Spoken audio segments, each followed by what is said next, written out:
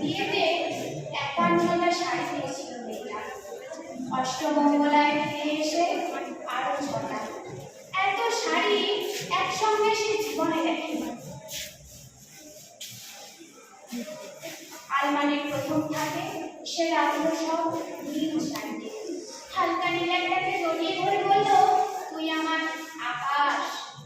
দ্বিতীয় থাকে রাখলো সব গোলাপি। একটা গোলাপিকে জড়িয়ে এসে বলল, তোর নাম অভিমান। তৃতীয় থাকে তিনটি ময়ূর, যেন তিন দিক থেকে ছুটে আসা সুর। তেজপাতা রঙের শাড়িটার তার নাম দিল বিশাল। সারা বছর সে শুধু শাড়ি উপহার পেল। এত শাড়ি সে কি করে এক জীবনে পরবে? কিন্তু বছরে যেতে না যেতে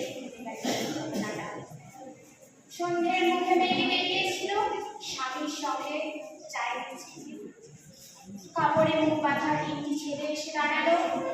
স্বামীর তলপেটে ঢুকে গেল ১২ ইঞ্চি, ওপর থেকে নিচে, নিচে থেকে ডান দিকে, যাকে বলে পড়ে রইল খাবার।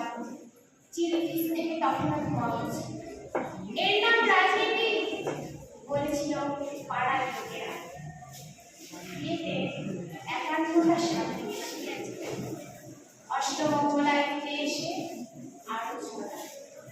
একদিন দুপুরে শাশুড়ি ঘুমিয়ে সমস্ত শাড়ি বের করে ৬ তলার বারান্দা থেকে উঠিয়ে দিল নিচের পৃথিবীতে। শাশুড়ি পরিয়ে দিয়েছেন তাকে সাদা থান। ১৯ বছরের একটা মেয়ে, সে একা। কিন্তু সেই থানও এক ঝটকায় খুলে দিল ৩জন পাড়ার লোক। একটি সদ্য নগ্ন বিধবা মেয়ে দৌড়াচ্ছে আর চিৎকার করছে, বাঁচাও। পেছনে ৩জন, সে কি উল্লাস! নির্বাক পাড়ার লোকেরা। ৫১টা শাড়ি অষ্টমঙ্গলায় ফিরে এসে আরো ৬টা।